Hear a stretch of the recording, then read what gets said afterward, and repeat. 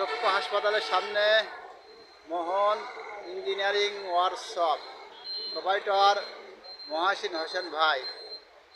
ভাই আসসালামু আলাইকুম রহমতুল্লাহ। আসসালাম রহমতুল্লাহি ওয়া বারাকাতুহু। আপনি কেমন আছেন? আলহামদুলিল্লাহ, আপনার ব্যবসা প্রতিষ্ঠান কেমন চলছে? শুকর আলহামদুলিল্লাহ, খুব ভালো চলছে। কথা বলি, তো মসজিদে যখন জোহরের আজান হয় তখন থেকে আপনার ব্যস্ততা বেড়ে গেলে সেক্ষেত্রে কি করেন? যখন আজান হয় তখন সব ব্যস্ততা বন্ধ করে আমি অন্তত মসজিদের দিকে রওনা দিই। আমার আর ওই কাজ আর মনে থাকে না যে এই কাজ করতে হবে।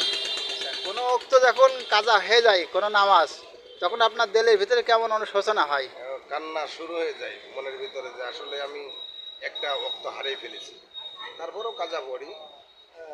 আল্লাহ রহমতে সুযোগ যত দূর আসে, মানে শরীর গতি ভালো থাকে, করিনি। আলহামদুলিল্লাহ, আল্লাহ মহাসিন ভাইকে পাঁচ ওয়াক্ত নামাজ হিসেবে কবুল করুক, আমিন।